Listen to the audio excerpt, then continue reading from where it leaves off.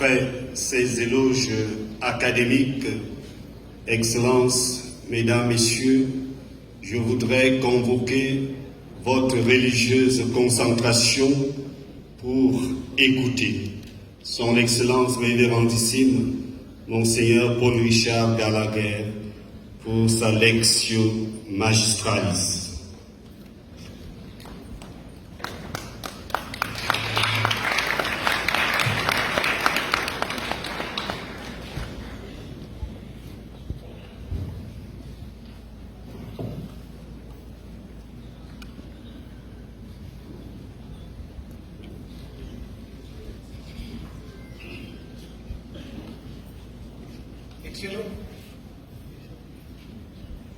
Excellences, Révérend Père, Révérend Sœur, Mesdames et Messieurs, les accords et le droit de légation du Saint-Siège. Les accords que conclut le Saint-Siège avec les États s'insèrent dans la louange tradition de la diplomatie du Saint-Siège, dont le but est essentiellement le service de la paix et de la dignité de la personne humaine. C'est donc à la lumière de celle-ci que les dits accords pourraient mieux être compris. L'Église catholique a exercé dès l'Antiquité le droit de légation par des vicaires apostoliques, des apocrisiaires, des légats, et à partir de la réforme grégorienne, les envoyés temporaires ou permanents devient une institution essentielle du gouvernement de l'Église. Ces envoyés ont porté le titre de nunci a latere. C'étaient des cardinaux munis de larges pouvoirs, legatinati, dont la fonction est attachée à un siège épiscopal, mais aussi collecteurs d'impôts, chargés souvent d'informations et de négociations. La stabilité de la mission de ces envoyés ou représentants du pape sera effective à partir du XVe siècle, lorsque le roi de Castille et de la République de Venise accréditèrent des ambassadeurs permanents près du Saint-Siège, et que le pape répondit par l'envoi d'argent stable. Il en sera de même pour la France, où l'on passa des nonces provisoires aux nonces permanents en 1513. Monseigneur Ludovico di Canossa était renvoyé près de Louis XII. La diplomatie moderne du Saint-Siège commence réellement avec le pape Léon X, 1513-1521, dont le pape Grégoire XIII,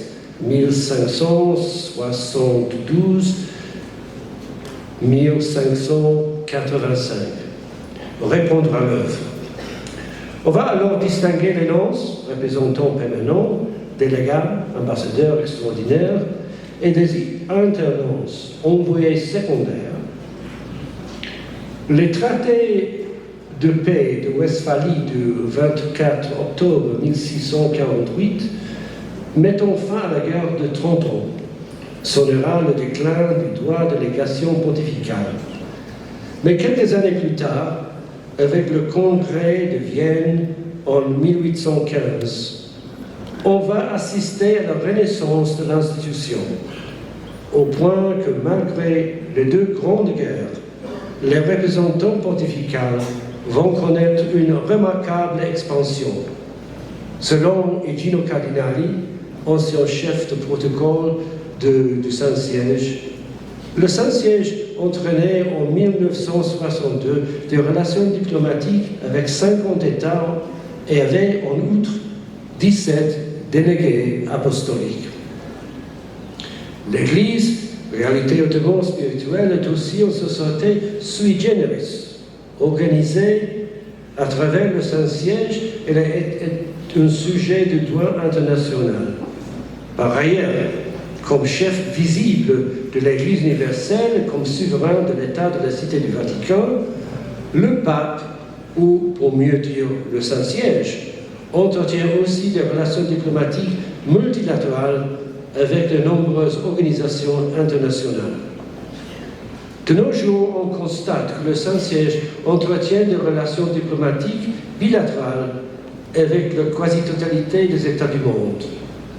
En 2023, certains États, comme le Sultanat d'Oman, ont pu normaliser leurs relations diplomatiques avec le Saint-Siège. Plus de 180 ambassadeurs accrédités étaient présents le 8 janvier dernier, à l'occasion des vœux du pape au corps diplomatique. 91 missions créditées près de Saint-Siège ont leur résidence à Rome, y compris celle de l'Union européenne et de l'ordre souverain militaire de Malte. D'autres organisations internationales intergouvernementales, comme l'Organisation des Nations Unies, l'Organisation internationale pour les migrants et le Haut-Commissaire des Nations Unies pour les réfugiés, ont aussi des relations diplomatiques avec le Saint-Siège. De même, certaines organisations régionales entretiennent également des relations diplomatiques avec le Saint-Siège. Pour l'aider dans cette importante et délicate mission, le pape s'appuie sur le secrétariat d'État, dont les origines remontent au pontificat du Martin V, 1417-1431. C'est le centre même de la diplomatie pontificale. En son sein se trouve la section qui s'occupe plus particulièrement des relations avec les États et les organisations internationales. C'est elle dont le pape François m'a confié la charge il y a 10 ans. Excellences, Mesdames et Messieurs, ma présence en ce jour dans ce prestigieux temple du savoir et du savoir-faire se situe dans le cadre d'un accord. Il s'agit de l'accord cadre conclu entre le Saint-Siège et la République du Cameroun, signé ici même à Yaoundé le 13 janvier 2014, il y a 10 ans. Et je voudrais remercier Son Excellence Monseigneur José Aveline Bettencourt, nonce apostolique, Son Excellence Monseigneur John Baga, archevêque métropolitain de Yaoundé et grand chancelier de l'Université catholique de l'Afrique centrale, et le révérend Père Thomas Bienvenu Chokwini, recteur de l'honneur, qui m'en font de m'adresser à vous tous ici présents au sujet des accords entre le Saint-Siège et les États de l'Afrique contemporaine. Évocation historique et actualité au Cameroun. Permettez que je salue au préalable Son Excellence Monseigneur Paul Biya, président de la République du Cameroun, dont la sagesse et la magnanimité ont grandement contribué à la signature de l'accord de siège de l'Institut catholique de Yaoundé le 5 juillet 1999, lequel a permis la naissance de cette belle et grande université de l'Afrique centrale qui nous accueille ce jour. Et comment ne pas faire mention du protocole d'accord du 17/8/1995 entre le Saint-Siège et la République du Cameroun relatif à la reconnaissance des diplômes d'enseignement supérieur délivrés par l'Institut catholique de Yaoundé, et surtout l'accord cadre subventionné dont le 10e anniversaire nous rassemble ici ce matin, aujourd'hui. Messieurs les premiers ministres, les ministres des Relations extérieures, les autres ministres, distinguées autorités civiles, politiques et traditionnelles, à vous aussi j'adresse mes cordiales salutations.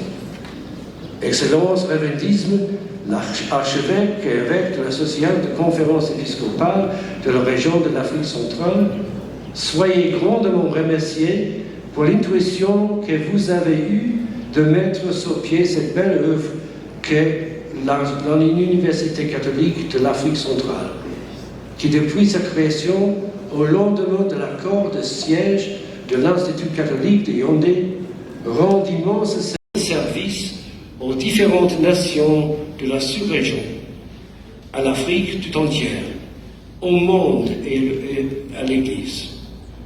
Mes salutations vont enfin à votre endroit, Monsieur le Recteur, aux autorités académiques, aux enseignants et aux étudiants. Soyez toujours fiers et reconnaissants envers cet alma mater qui vise aussi bien la formation des têtes que celle des cœurs et des consciences.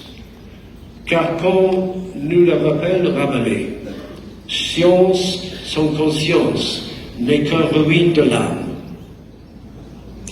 Monsieur le Recteur, Monsieur le Doyen de la Faculté des Sciences Sociales, recevez mes sentiments de gratitude pour les paroles courtoises qui également, au nom du corps académique, des étudiants, du personnel de l'université, vous avez bien voulu m'adresser.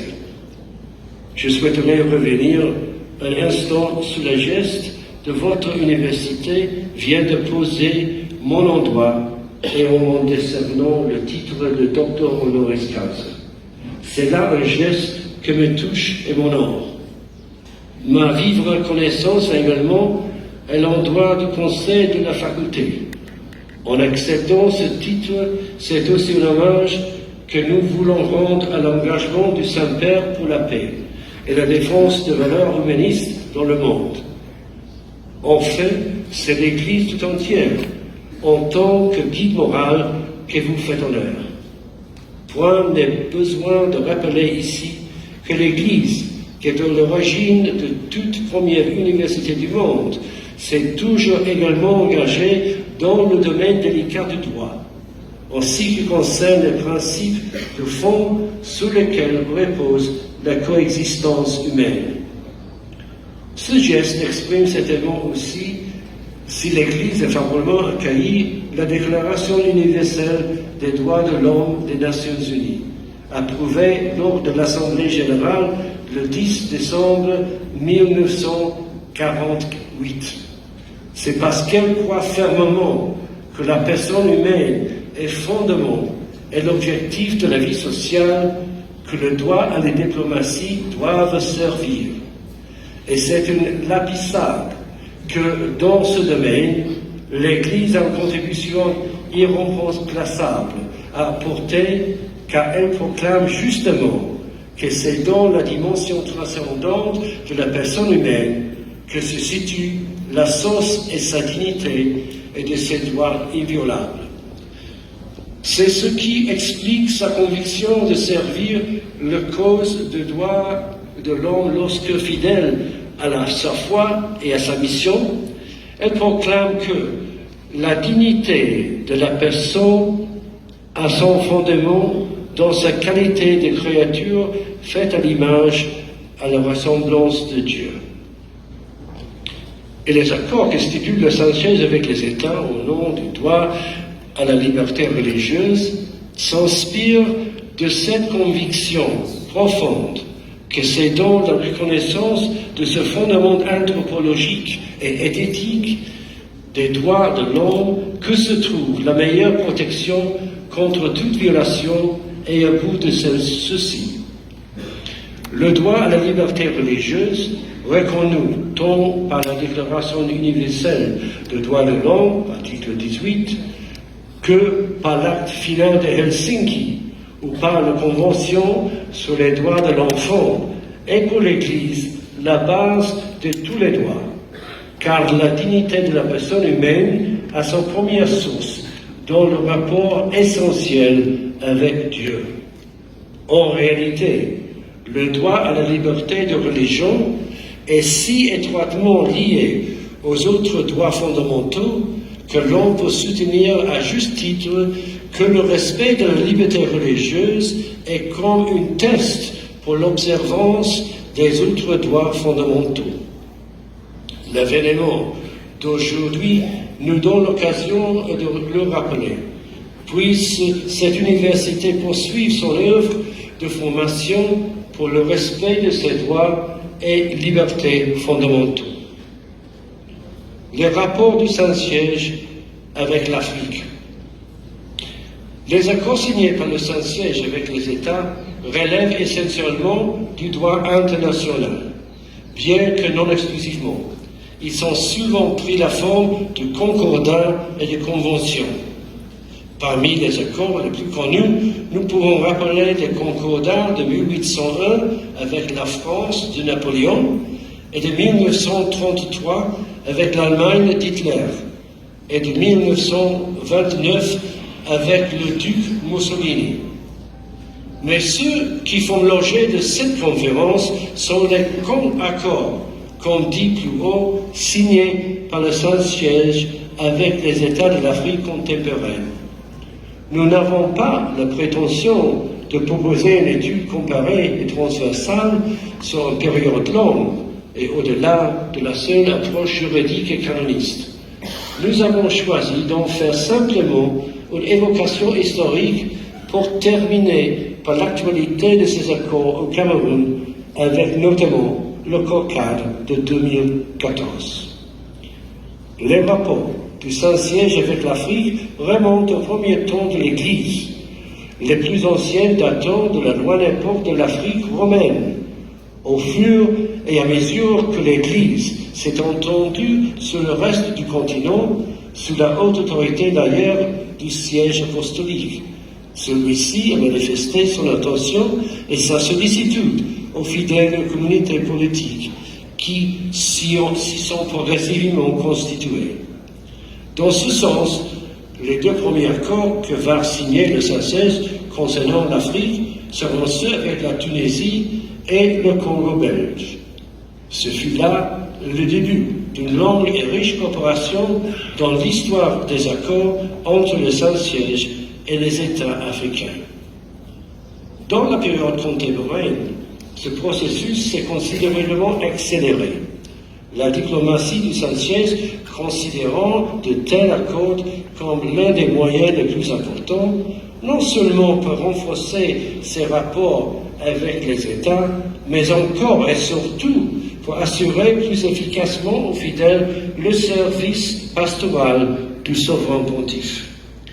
Dans tous les cas, et bien qu'ayant la même ambition fondamentale de faciliter la mission des églises locales, les accords qui signent le Saint-Siège avec les communautés étatiques sont influencés par le contexte de leur signature.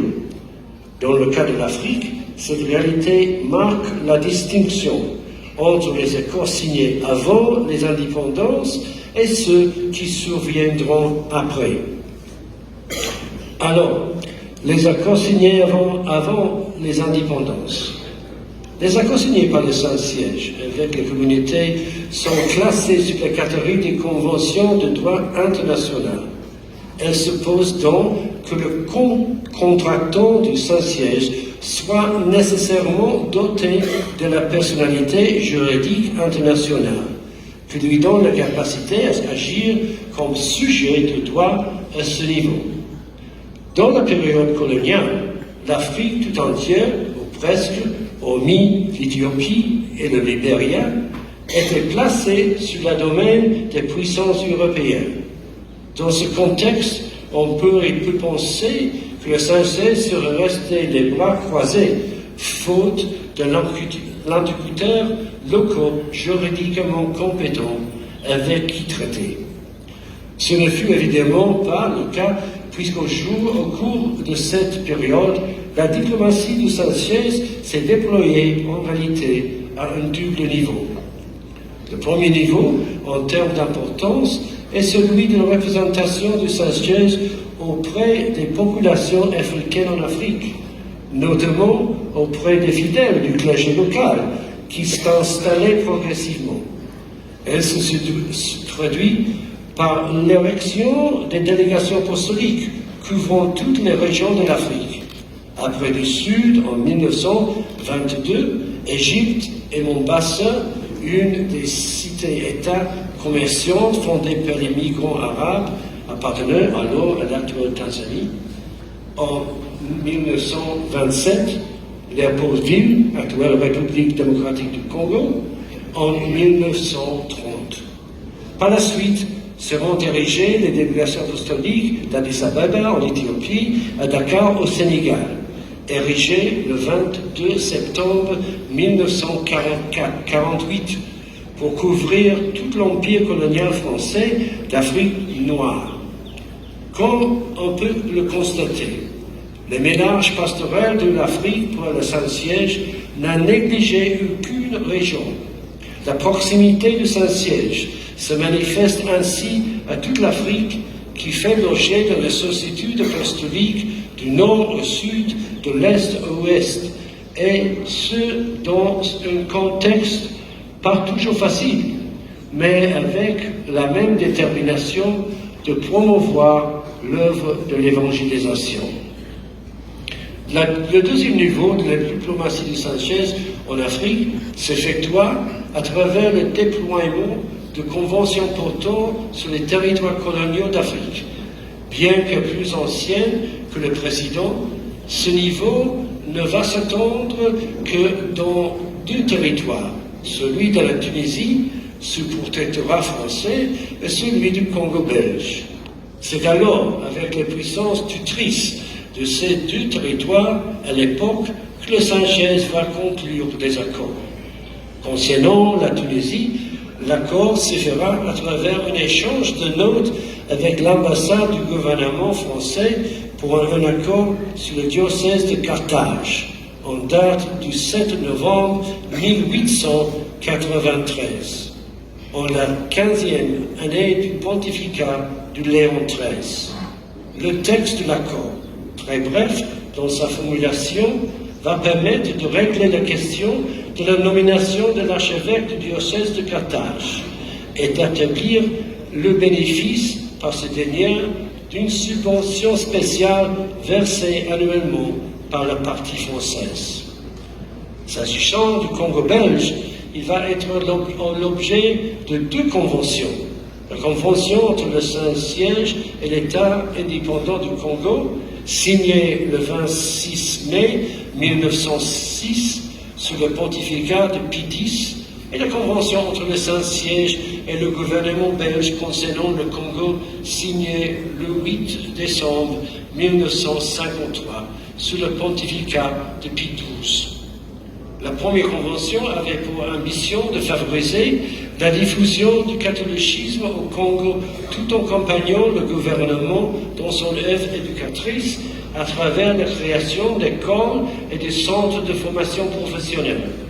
Quant à la seconde, qui embrasse un champ de compétences beaucoup plus large, dans la mesure où elle vise à adapter l'organisation de l'Église du Congo aux circonstances nouvelles, caractérisées d'une part par l'augmentation du nombre de catholiques et l'importante consistance du clergé local, et d'autre part par l'émergence progressive d'un État moderne, tendu vers la quête de son indépendance.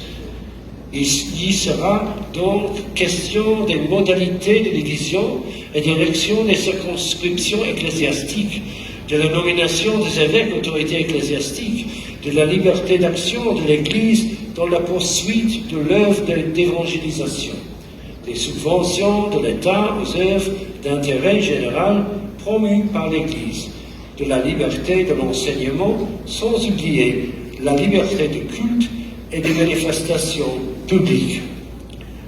Les nouveaux accords avec l'Afrique indépendante.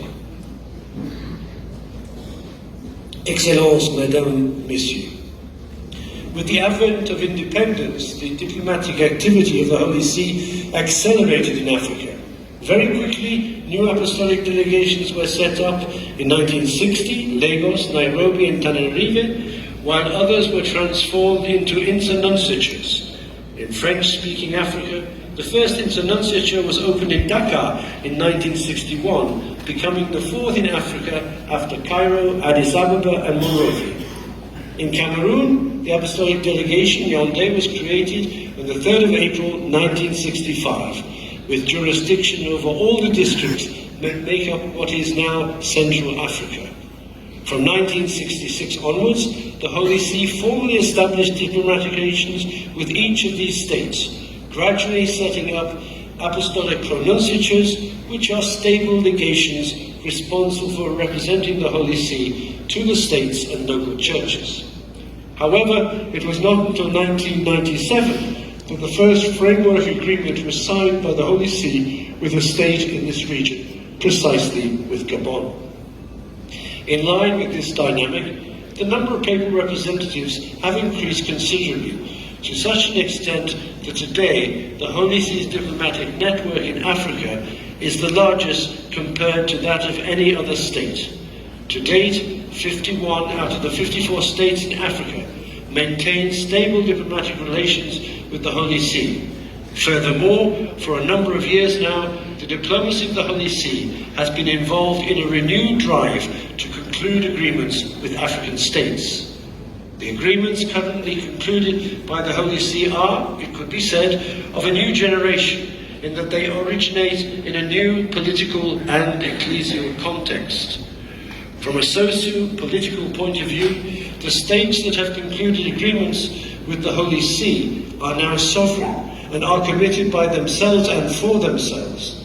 Most of these states are also marked by religious pluralism, and even those that constitutionally claim to be attached to a particular religion must take into account the people on their territory who claim to belong to other denominations. In all cases, the principle of religious freedom has gradually taken root in the consciousness of nations, becoming one of the cornerstones of the common home that is humanity. From an ecclesial point of view, the Second Vatican Council set out new guidelines for church-state relations. The Church solemnly declared itself in favour of religious freedom for all, without distinction of race or religion. Indeed, this Vatican Council declares that the human person has the right to religious freedom. This freedom consists in the fact that all men are to be free from coercion on the part of individuals, of social groups, and of any human power, so that in religious matters no one is forced to act against his conscience or prevented from acting within just limits according to his conscience, in private or in public, alone or in association with others. And that's a quotation from the Declaration Dignitatis Humanae. Furthermore, the Council Constitution Gaudium et Spes emphasizes the need to always seek and preserve the common good, that is to say, that body of social conditions which enables both groups and each of their members to attain their perfection more fully and more easily, and consequently embraces rights and duties which concern the whole human race. Every group must take into account the needs and legitimate aspirations of other groups, and above all, the common good of the whole human family. Bearing in mind the new context referred to above, the agreements concluded by the Holy See with the independent African states find their double foundation in the mutual recognition of their sovereignty by these states and by the Church, and also in the religious freedom which all human beings naturally enjoy, a religious freedom which they have the right to enjoy through the individual or common practice of religion. By signing agreements with states, the Church is no longer asking for privileges, as was sometimes the case in the past years, but is simply claiming the benefit of religious freedom for the Catholic Church and its people. Although being a signatory, the Holy See does not benefit directly from the provisions contained in the agreements with the states, whose sole aim is to facilitate the mission of the local churches. In fact, a reading of the various agreements signed by the African states with the Holy See and currently in force shows the importance and sense of diplomacy of the Sovereign Pontiff in favour of the local churches. Generally speaking, the agreements established focus on guaranteeing the natural rights necessary for freedom of pastoral action as part of the religious freedom.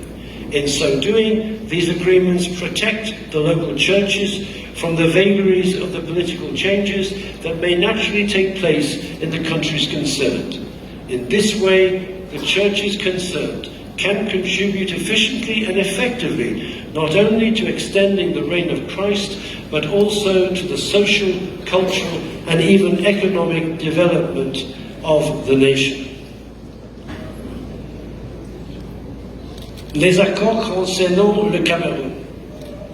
Avec le Cameroun, le Saint-Siège a signé 3 accords, dont 2 concernent l'enseignement supérieur et le 3e, le statut juridique de l'Église au Cameroun. À titre de rappel, il s'agit de l'accord entre le Saint-Siège et la République du Cameroun sur le siège de l'Institut catholique de Yaoundé du 5 juillet 1989. Le protocole d'accord entre le Saint-Siège et la République du Cameroun relatif à la reconnaissance des diplômes d'enseignement supérieur délivrés par l'Institut catholique de Yaoundé le 17 août 1995. L'accord cadre entre le Saint-Siège et la République du Cameroun sur le statut juridique de l'Église catholique au Cameroun. Les accords sur l'Institut catholique de Yaoundé de 1999 et 1995. Au sujet de l'Institut catholique de Yaoundé, le Saint-Siège a signé 2 conventions avec l'État du Cameroun.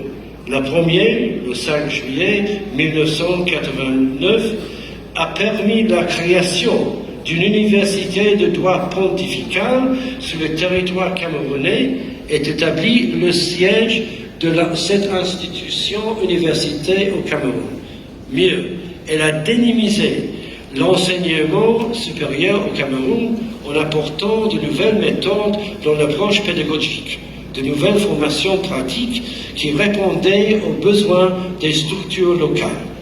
En effet, alors que le projet d'un institut d'enseignement supérieur catholique prenait forme au Cameroun, le cadre juridique national n'était pas encore prêt pour accueillir une telle initiative privée, dans un contexte où existait une seule et unique université publique à l'exclusion de toute université privée.